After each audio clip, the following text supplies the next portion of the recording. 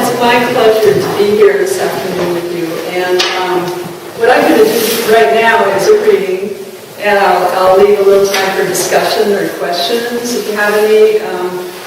The reception, I have 4 books with me, and I'm going to read out of these, but that will be over in the other room. And the workshop is a 2-hour workshop, but I have 2 writing exercises I have planned, so really you could come for one and then maybe not stay for the second. I don't know what your schedule's like, but you're welcome to come to one and stay as long as you would like.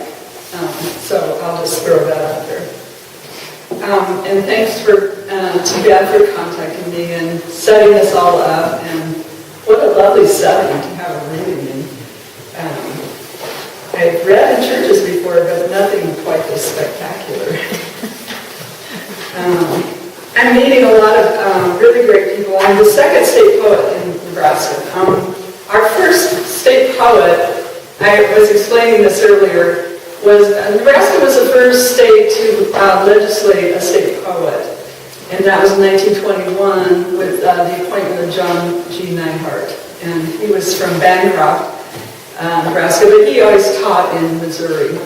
And anyway, they liked him so much that in 1927 or some, I don't remember what it was, but they designated him as our Nebraska State Poet Laureate in perpetuity. So Nebraska will never have another laureate, okay? So he passed away. They appointed William Clefcorn as our first Nebraska State Poet, and that was in 1982. And he taught at Nebraska Wesleyan University for like 40 years. And he passed away in 2011.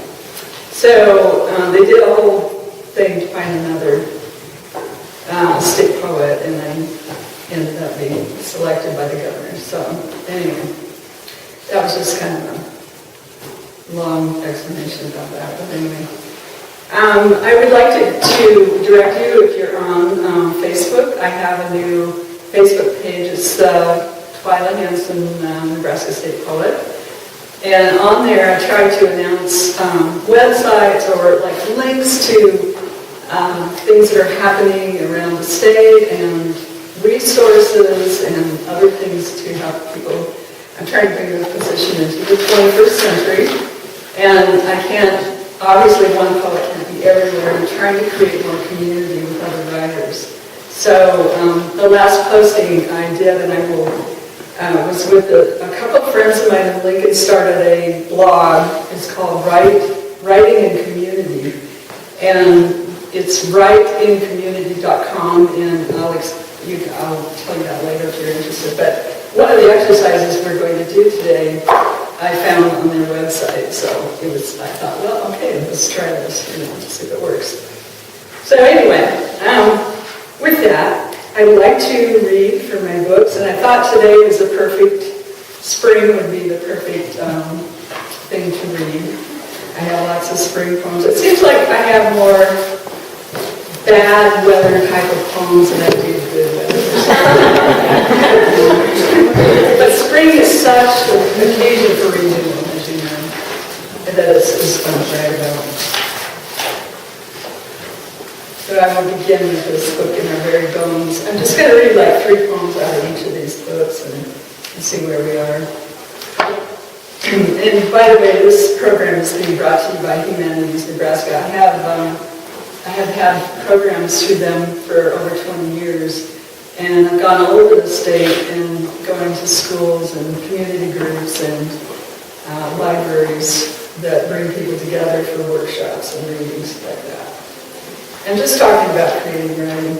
I do have a new program that's coming out from Nebraska Arts Council, so I'm excited about that. Okay, the first one I want to read to you is called Song of the Past Flowers. And the past flower, if you're not familiar with it, is a very low-growing, purple-flowered prairie plant. And it's more found maybe in the short grass prairie that's like west of here, west of north. But it is a beautiful flower. And I I use an epigraph from the Dakota Sioux tradition, and it says, each flower species has its own song, an expression of its life. Song of the cast flower. As if a sign from the center during the third moon, over this earth we rise low in lavender, while four-legged and winged ones begin stirring over the plains, buffalo dropping their calves, moon equaling the sun. Our voices in the wind to children of all flowering nations, a signal to awaken, to rise from their sleep. And we, the first of the wild leafy ones, silk of our purple plumes like prairie smoke waving to catch the sun.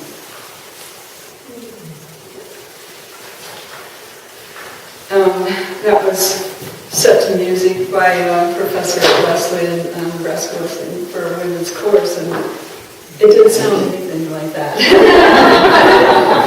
But it was nice to know the words were there.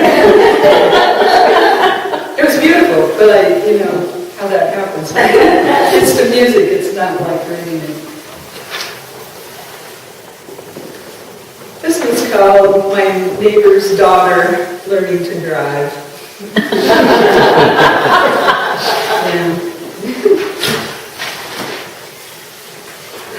Through purple lilacs, I see her skyhawk backing down the drive.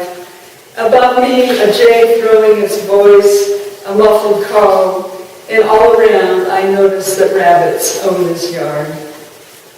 Years ago, I remember learning to drive on country roads. My older brother advising me that the trick to a manual transmission is to always, always keep up your speed, and how the dust rolled. Every spring, it seems, I intend to improve this place. Shall I transplant the trumpet creeper, trim the bittersweet, or is it already, as usual, too late? Her car disappears down the street. It was 3, maybe 4 years ago, I noticed a change next door. Sweet girl sounds no longer floating over the fence, adolescence settling in.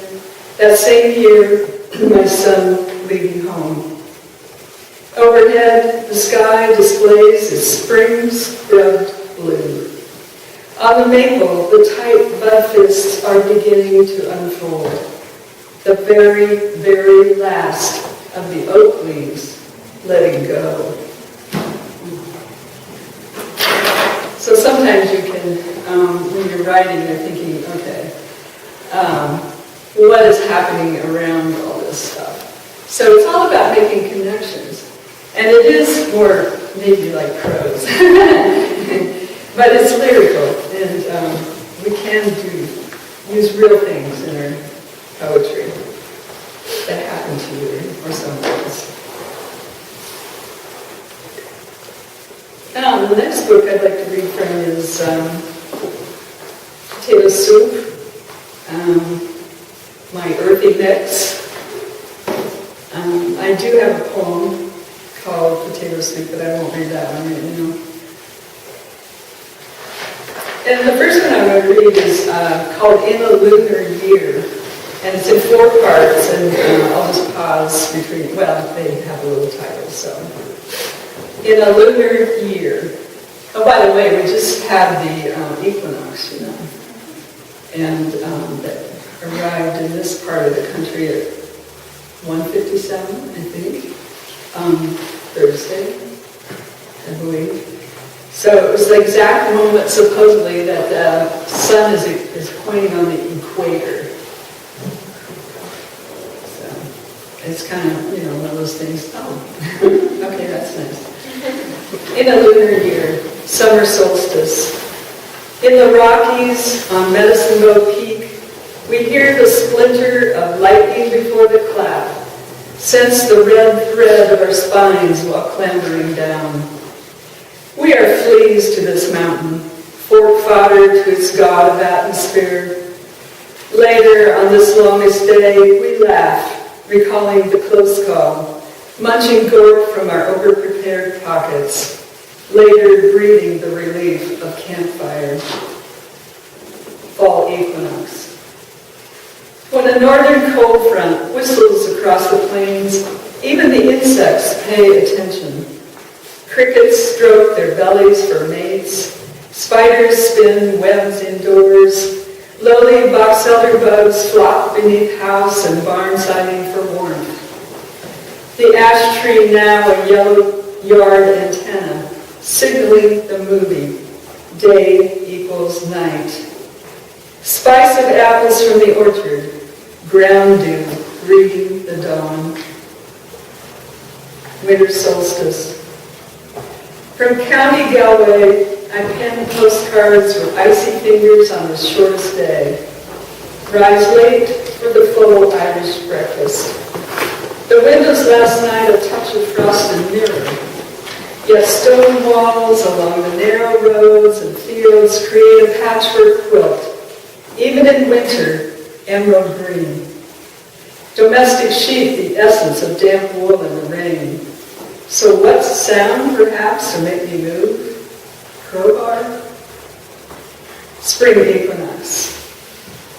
The bubble of winter thaws, refreezes, its pops and clicks and longer sun rays key touch to our light-deprived minds. We can almost savor the salad rising from loam, with the paint of sky beyond tender leaves. Today the sun crosses the celestial equator, that yellow calf with equal dark and light spots. Mother Nature herself at work. Hiss, gurgle, wind, warmth, flower. So, my husband and I did go to Ireland a while back, and it was in winter, but that island is green. Let me tell you, all year round. Very green. It's amazing. So on the equinoxes, the hours of daylight equal the hours of night. Okay, so it's supposed to be equal. And those are things people, since the dawn of time, have paid attention to. Yeah.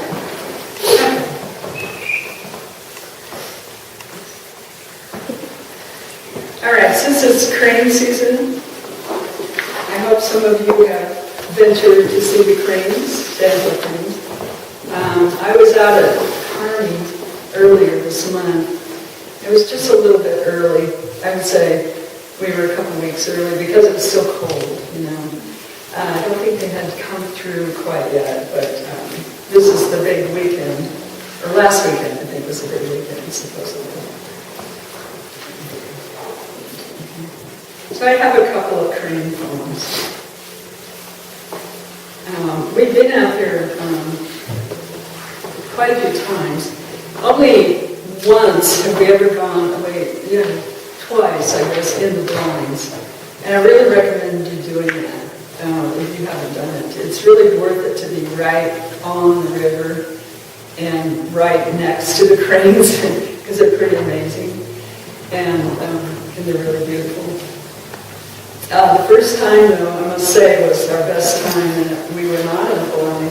We just went south of Grand Island, and there was an old bridge, and we got up, before dawn, went out on that old bridge with, a couple hundred other people, and the cranes were hunkered down because it was really cold and windy and cloudy.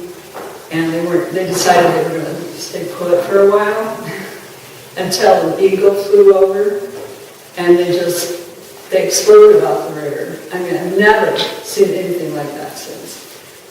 So we've taken poets out there. I don't know how we got roped into doing that, but the Prairie Schooner editor asked my husband and I to take this poet from, I forget where she was, Pennsylvania or something. She wanted to see the cranes, And so we all went out there, and just during the day, she just wanted to see some cranes. And we saw a few like 200 yards away in the field, and she's going, oh, they're so beautiful. And I'm going, yeah, but this is nothing. You really need to go to that line, I think. You need to be there at sunset or sunrise. Crane dance. This is a love poem, too. These were both love poems. At dusk along the Platte, wave after wave of Sandhill Cranes wing their way lower, drifting, arcing, stilt legs extending, landing their bones hollow into shallow water. Their great noise must be in celebration, voice joining voice, tallying who made it this far, this halfway stopover on the narrow flyway, en route to northern mating grounds. All night in the sandy riverbed clamoring, overhead stars illuminating a rural sky. An urge older than imagination. Watching, I can't help thinking biology and love, how genetics prove efficient on behalf of species. A scientist might define it, the crane dance, the lively display of feathers for a beloved, as programming. Yet, the mystery, the rush, in your eye a look, a signal, in your body a call, a scent, all around the loosening, the melt, the unrestraint of near spring. On the horizon, a cradle moon, bone thin. And this one is called Rose Sanctuary on the Platte. And when we went into the first time into a blind, it was an old kind of blind. It was, they didn't have a nice visitor center or anything yet, and we had to walk like 2 miles across these muddy roads to get there. But it was worth it. This one's called Rose Sanctuary on the Platte. Not the blind leading the blind, but our guide leading in late afternoon in a pickup off the highway, down mid-March mud roads, past snowdrifts and farmsteads, hiking then to an inconspicuous box on stilts of plywood near the river. We go into a blind in order to see what a guide promises. Mallard, merganser, muskrat, offering knowledge as we brush shoulders, stare through portholes at swift water just thawed, exchange stories with strangers, watch beaver work the treeless bank, raccoon lumbering in the shallows below, my husband leaning toward me, whispering how it smells like a river, meaning it smells like his childhood, those late summer nights with gear and lure and pole and his long-gone father. While the sun bends down yellow to flame, a hawk loops low over sandbar. Candidate geese take a chance and land in the channel, and we can now hear them, Sandhill Cranes, at dusk rising in great waves from stubbled fields, with clean energy, our guide says, from waste corn, calling in high, raspy voices, circling, gliding in groups, landing down and upstream, louder and closer, their sound going from the ear into the conscious. You forget the gathering cool, the rapid loss of body heat. Under the ancient formations, Leo, Canis Major, Orion, cranes by the hundreds, by the thousands land, stilt-legged in the shallow Platte. Their noise in near dark, so wild, so redeeming, you cannot hear normal speech. Even if you could close your gaping mouth, think of something mere intelligent to say.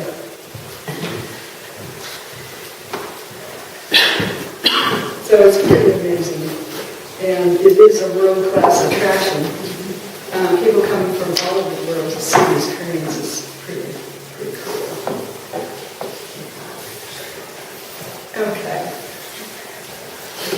Now I want to move to my newest book here, Dirt Songs of Plains Duet.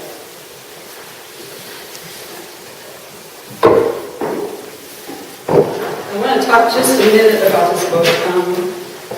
My friend Linda Hazelstern is very well known in South Dakota. She's mostly a prose writer, and she's written, I'm going to say 20 books. But like she did a roadside attractions of South Dakota book, she's done all kinds of things, kind of interesting. And she makes her living as a writer. She conducts writing retreats on her ranch for women. So if you want to go to windbreakhouse.com, you can see more about her. I've known her about 30 years. She came to Nebraska Wesleyan for as a forum speaker, and we hit it off because we had so many of the same sensibilities and kind of the rural background kind of thing. And then I'm going to say about 5, maybe almost 10 years ago, I proposed that we do a collection of poetry together. I've been doing collaborations with other people. I'll read last out of this book, but it just seemed like a good idea to kind of see what the farm and ranch thing, if they could go together. And I think it did very nicely. So it really is a collaboration. We put 50 of our poems together, so it's 50-50. And it turns out there are some poetry pairs in here, poem pairs.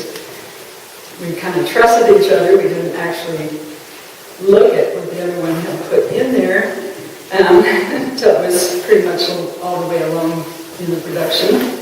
But it worked out. So I might read a couple of those. All right, the first one I want to read here is from this collection is Relativity. I think this has got spring in here somewhere. I'm sure. Relativity.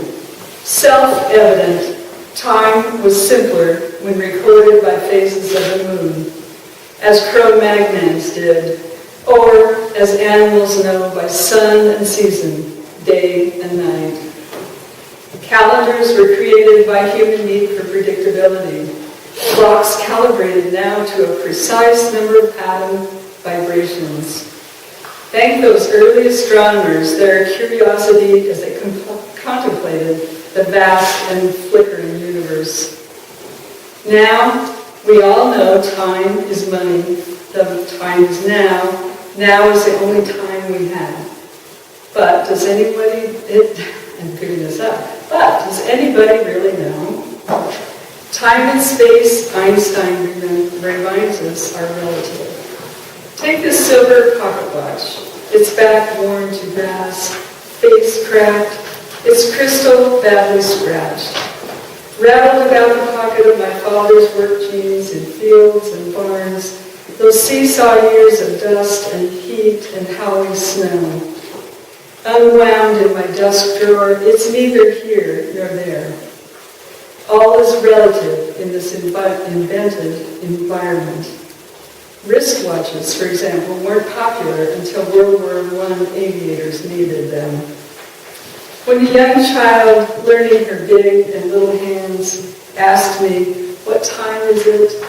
I gather her up, go outdoors to study leaf and sky, the mysteries of green and blue, the dozen or so timepieces in my house running wild beyond belief.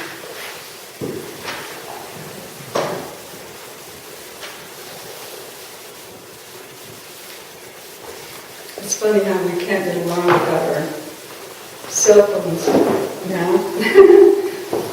I hardly ever wear a wristwatch, but I put them on today.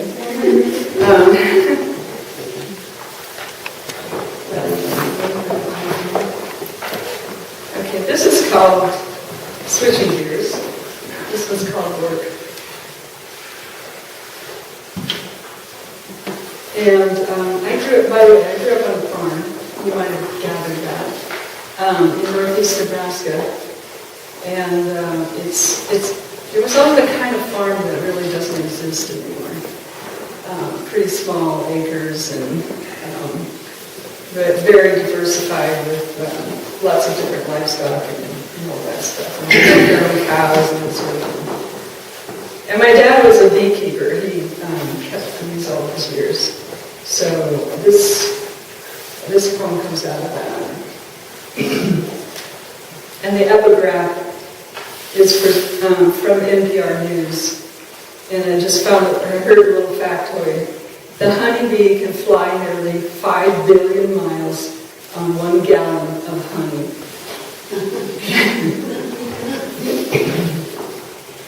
I don't know how many billions of miles they fly in their lifetime, but I think it's a lot. They're interesting little creatures. Work. On spring days, you could hear it, buzzing cloud back and forth between the fence row and hives, over the rugosa roses and the field, 40 acres of clover with its billions of tiny blooms. My father grinned as he opened the top, brushed aside the bodies, pried out a frame oozing with sweetness, my hands on the extractor handle sticky with the great efficiency and substance of their labor. Worker bees, like my farmer father, combed those hills for a harvest of gold. Some years crop failure and bad luck weather affected supply and yield. All that labor translated into a meager existence, a tightening of the belts. Worker bees kick out the drones to protect their winter food. Back then, all we needed was whatever we raised, planted, butchered, and preserved. There were no guarantees. We took care of the land took care of us. All honeybees need is pollen and nectar, an unspoiled spring-fed creek, the occasional gentle hand to encourage them on.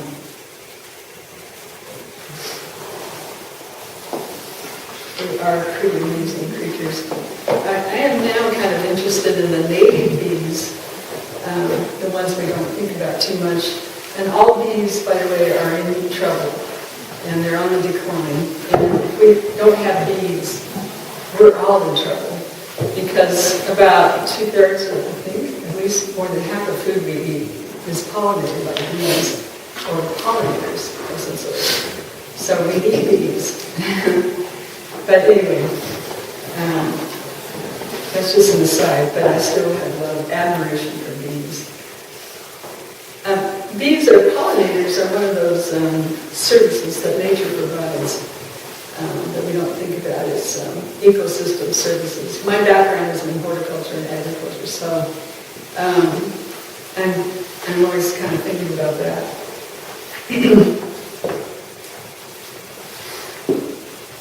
Amen. Amen. Yeah. You said the right word. Thank you. And we're in church too, so.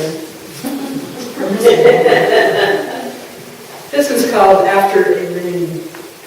And I don't know why the poems I picked out seem to have my father in them more than my mother, but she is still alive, but I didn't read those poems. After a rain. After a rain, I yank weeds in the flower bed, crabgrass and foxtail, the usual suspects.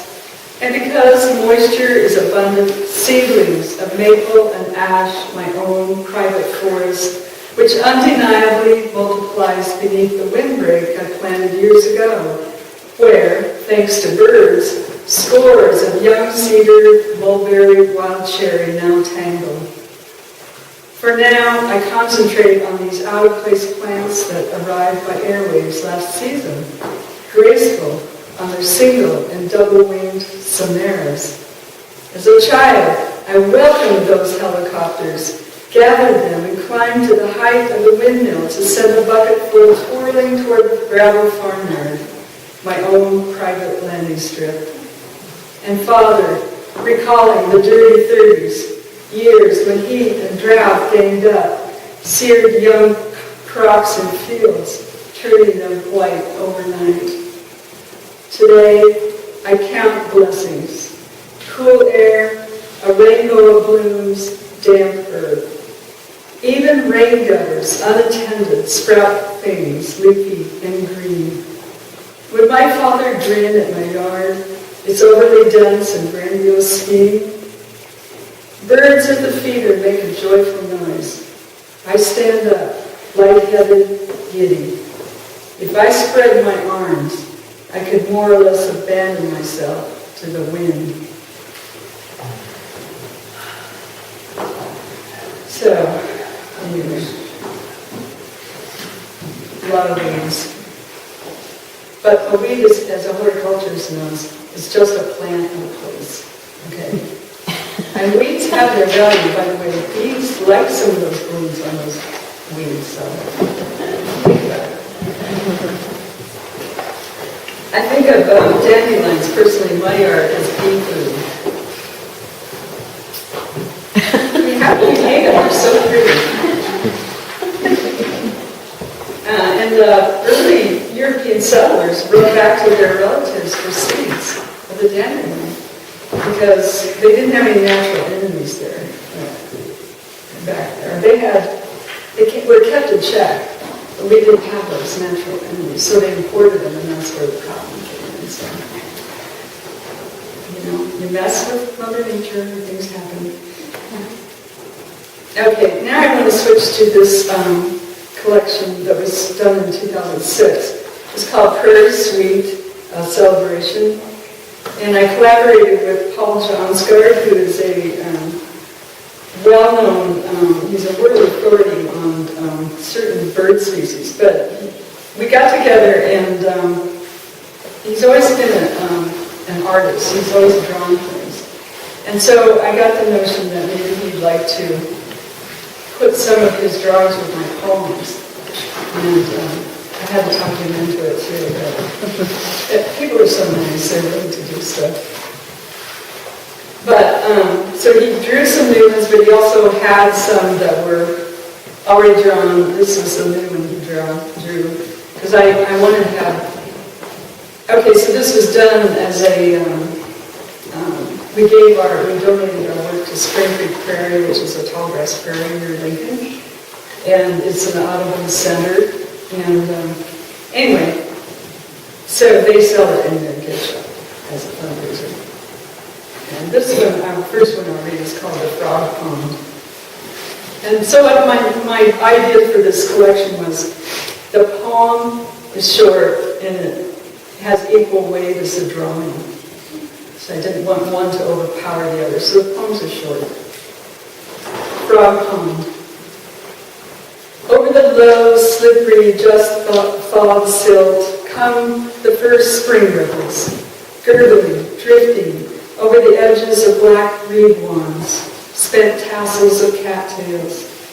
From beneath logs, rocks, leaf litter, we undescend, open our lids to intensify the rays. Then a shining broth, a scampering soup, the pond alive with our chorus, critical indicators, our permeable skin susceptible to the smallest downward ladder, creatures whose lives both provide and partake. We sing our racket of approval in warming love of rain.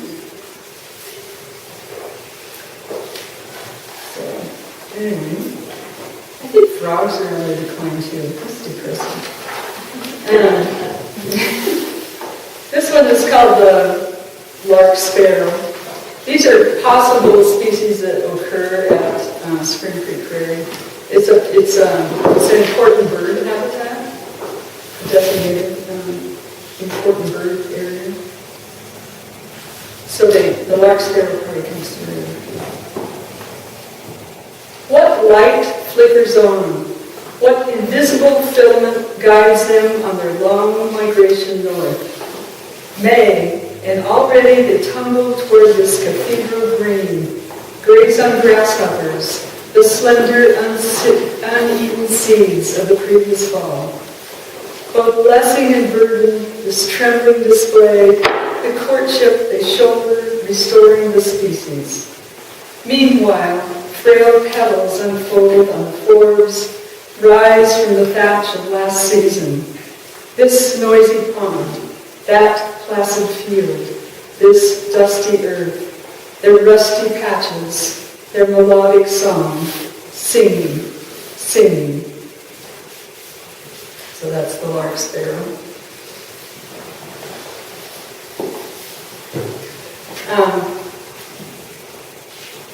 Dr. John Scott is a very interesting guy to work with on this collection. I have a snake in here. He already had a lot of these drawings. So as we went, I wrote I'm going to say half, there's 26 poems in here, and I'd written maybe more than half of them, and he put his drawings with them, and then I ran out of things to draw, or to write, and so I said, whatever things you have, and he said, oh, I've got a bunch of this. He had hundreds of drawings.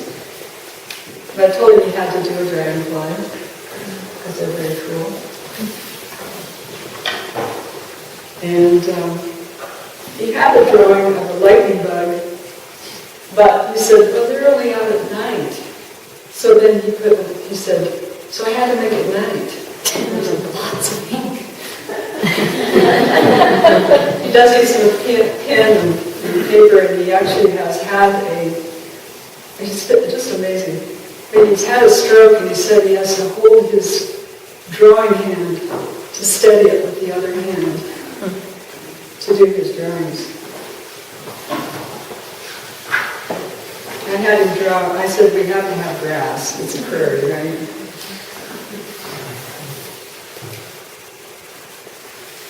There's grasshoppers, monarch, cicadas. But I'll read the last poem that's in here.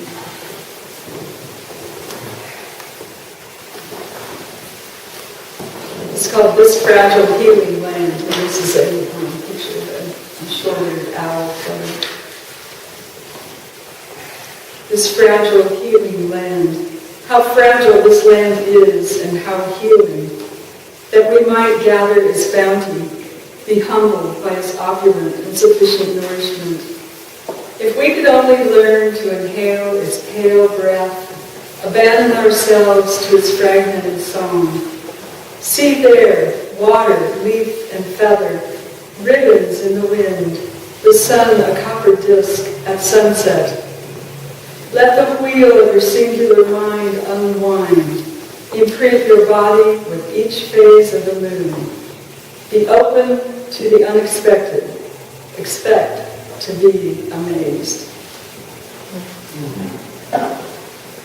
And I think we have enough time. I'm going to read a couple of poem pairs from this book because it was kind of an interesting process. And we discovered these pairs when we were done.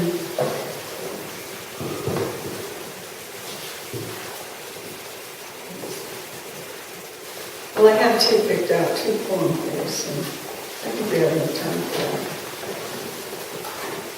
This one is one of Linda Hazelstrom's poems. It's called My Uncle Harold Makes Up His Mind. The house they built together booms with TV voices loud enough to fill the rooms where their children never played. Before his wife died, she said that she felt like rats were eating her brain. He props his crutches against the chair, looks out the window at 30 fat, peppered cows. Since cancer took his leg, he drives the pickup while the hired man pitches off the hay. The hired man has 3 kids, lives in the little house across the yard next to the corrals. He's buying the ranch. My uncle tells me how he built that old house for his mother. Right then, he decides out loud, it's time to let the family move into the big house. He nods. I'm going to move back, he says, back to where I drove all the nails. That was Linda Hazelstrom's poem. And my poem that kind of goes with it, I mean, they're not directly related, but my poem is called My Husband's Grandmother Worked for Willa Cather. And this was I explained it in here, but it really was a family legend until we were told differently, sort of. I mean, let's see. It was one of those roots tours to Red Cloud, and with his uncle, my husband's an only child, and his parents are gone. And anyway, so it was one of those things where we went down there with his cousins and kind of saw the homestead and all that stuff, you know. And his grandmother came from Ireland, so anyway, this is a big legend in the family. My husband's grandmother worked for Will Cabin. That was the legend. A string of stories passed down while she still lived. Sailed alone at age 12 from Ireland. Lived with her sisters in New York until they quarreled. Boarded a train for Nebraska then. Alighted in her elegant cribs and plumed hat at Red Cloud. All 410 of her oozing sophistication. The carpenter farmer falling for her at first sight. Copper-haired Kitty and hammerman Henry marrying. And this is where the tablet goes fuzzy. The classic immigrant tale turns cryptic. Devout Catholic, 4 children in 4 years, he dies. Apparently she does what she can. Cook, wash, scrub, dust, haul ash. I had her as the white-haired matriarch, her brogue thick and intact, her green eyes afire. She worked for the Cowlers, this much is true. Only, on that first day, it seems, when told she must remove her plate from the dining room, Kitty, God, I love it, turned on her heels, strode through the swinging kitchen door where lunch simmered on the stove, became the servant girl who walked from that story clean out the back door. She worked for the Cathers for 1 day. Maybe not even a whole day. But the part about her not being able to eat in the dining room with the Cathers was true. She was a servant.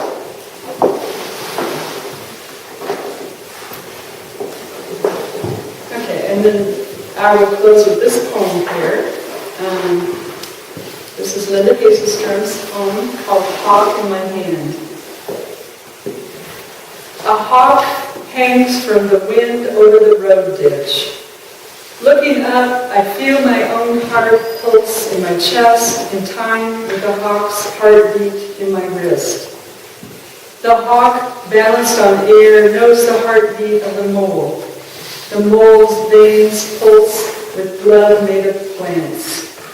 The hawk tastes the mole's heartbeat, stoops and eats and kills. The plant's blood, the mole's blood, throbs in the hawk's heart. The plant, the mole, the hawk, and the wind drum in my wrist. I hold a hawk in my hand. The hawk holds me. And this one is called, this is my poem called Feeding the Hawk. I do this on a warm afternoon, June, from a chase on the deck, my hand holding a glass, wine, red, and overhead a splay of tail to match. Above the back tree line, above the field beyond, the hawk soars, ignores the jays and chatter. I am feeding the hawk one small rodent or mammal at a dive. Creatures that roam my land in search of worm or grub or root, below the tangle of branch and limb and trunk, leaf and needle and blade, flower and pollen and sap, where feathers and fur and claws small enough attempt to disappear when wings cast their shadow, ripple through heat, rising, tilt outstretched, still. It's as if this slow moment is a shower of manna, a sign. On command, I take, eat, drink in ethereal communion with the gods. Thank you.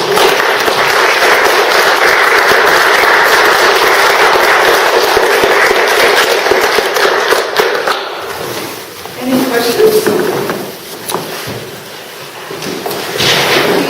Do you have an affinity with Lillicaptor at all? Well, that's terribly interesting. Sorry.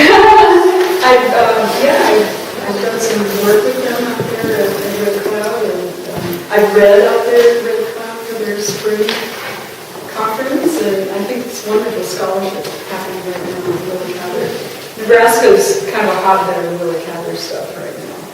And you can get online and just find a ton of stuff about Lillicaptor. It's very exciting. I mean, you have new ways of analyzing her literature and looking stuff out, and it's very exciting. They actually, the latest thing they did was they found her letters, She said everybody should burn those. She didn't want any of her personal stuff, no. But someone had collected letters she had written to other people, and they found them, and gosh, really people want to know what she had to say and more about her, so she's probably not happy about that, but they're published online now, so it's very exciting research, though. Scholars are, yes. I think a high percentage of your poems are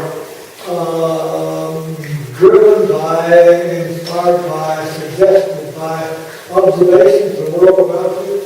I think that's very fair. I tell young students to slow down and pay attention. If you want to be a writer, that's something you have to do. It's easy nowadays to forget about what's going on around you. And it's easy to be isolated and indoors, but the natural world holds so much that I think people are missing maybe. But, it takes time.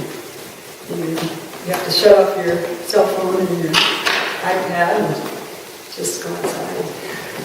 On my part of that, I didn't hear very well. One of my hearing aids on the brick. But do any of your observations ever lead you to what you might call the metaphysical? That's a good question. I try not to analyze my stuff too much, so I'm not sure. Maybe. I don't have a good answer for you, I guess. I think I come to a lot of truth.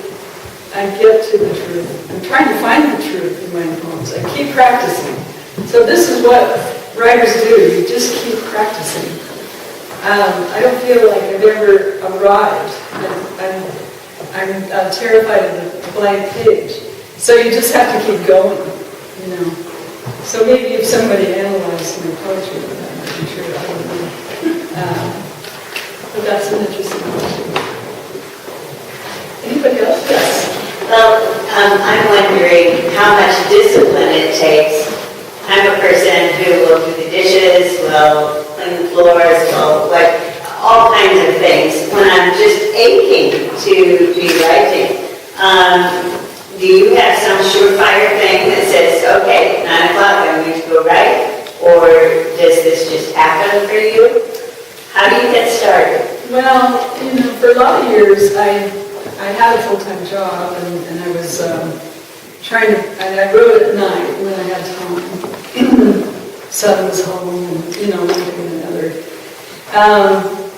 But then I've gone through dry spells, too. So I don't ever discount that because I think I'm restoring now. But, yeah, it takes regular discipline. So I tried it early morning. I'm an early morning person, so... I'm not as early as Ted Kooser. Ted Kooser would get out at 4 o'clock in the morning and go out.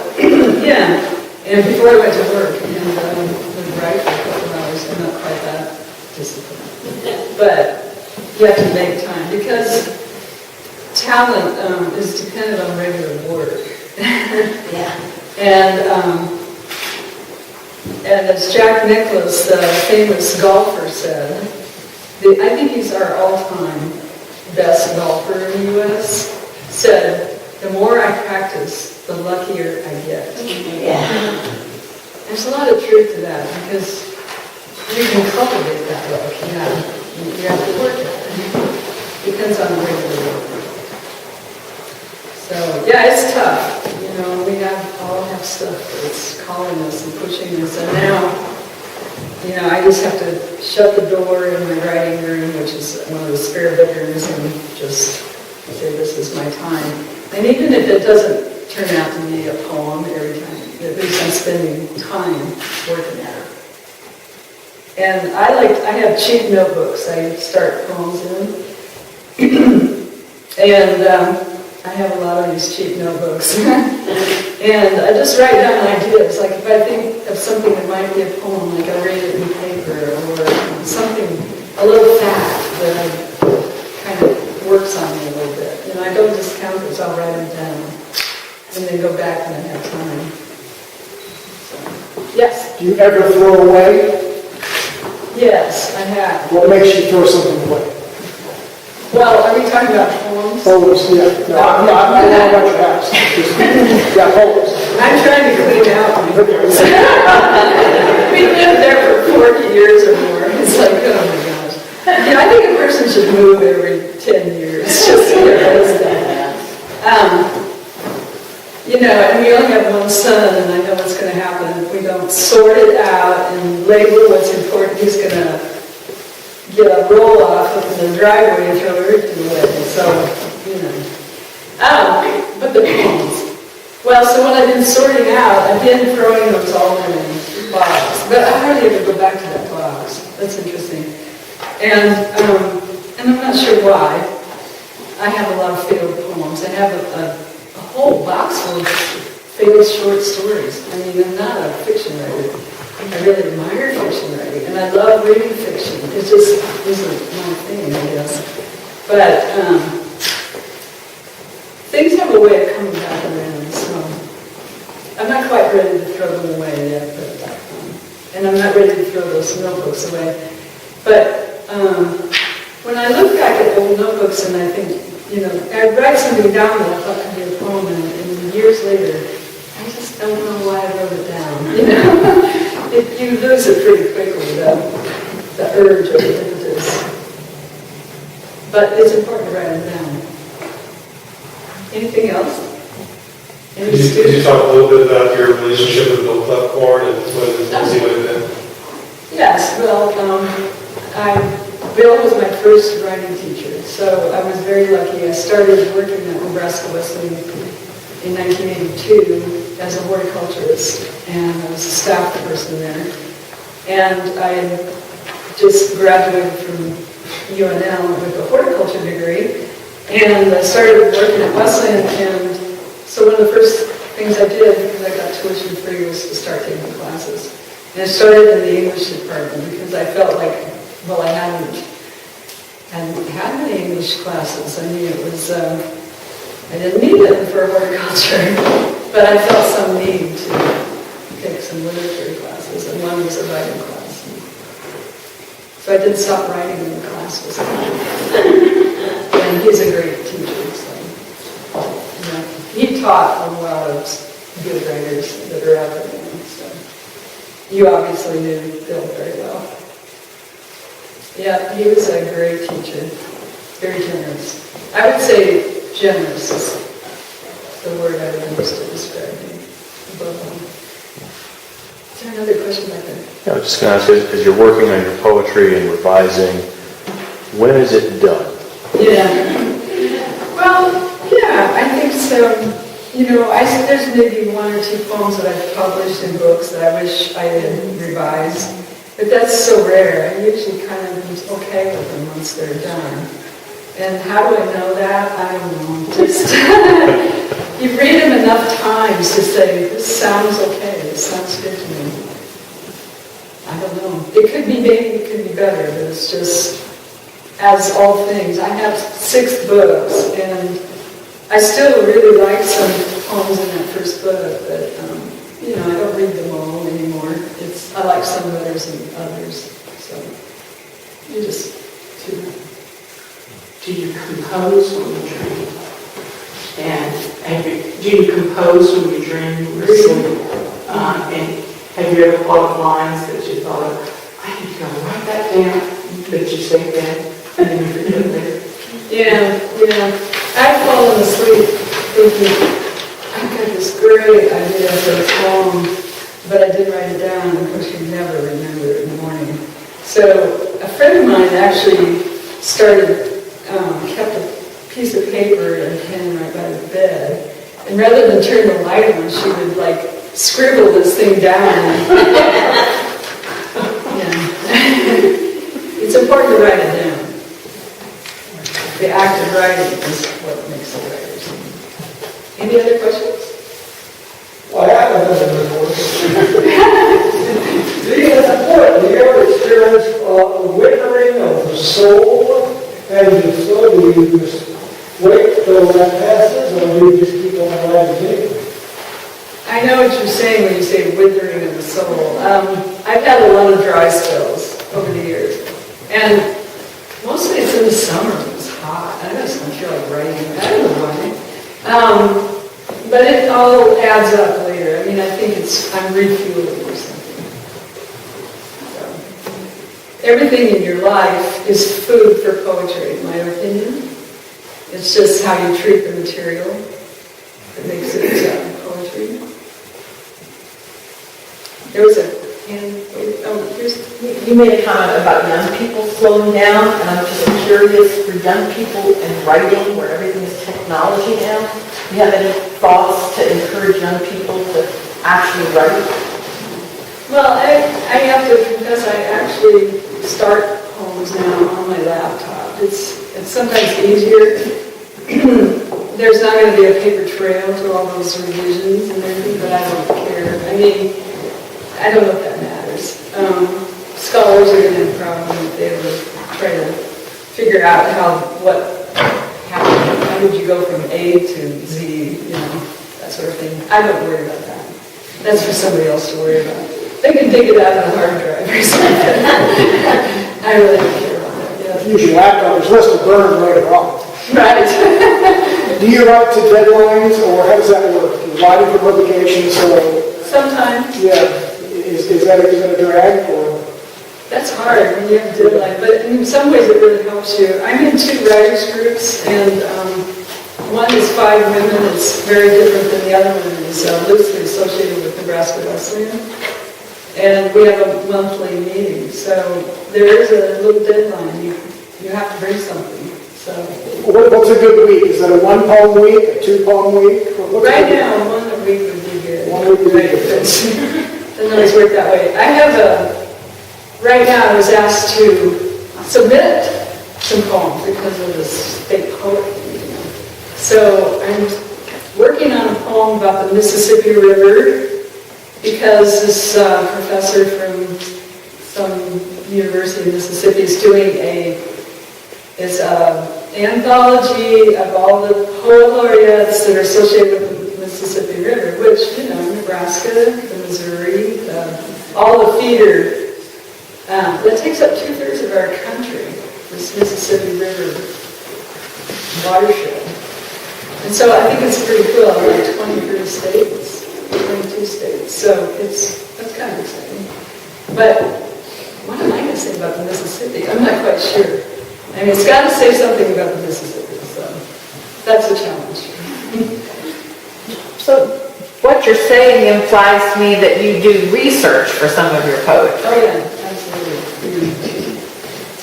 I like it when I can find something in a poem that teaches me something.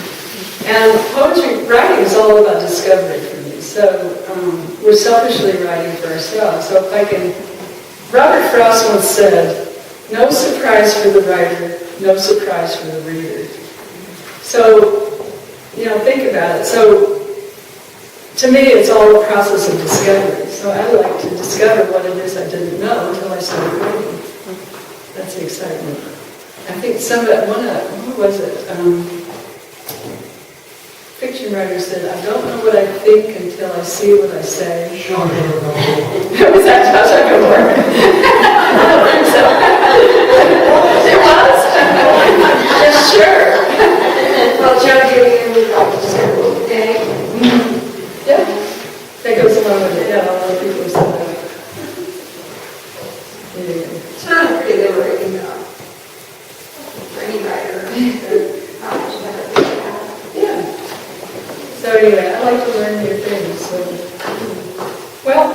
we're out of time for that, and I will be signing books if you're interested over at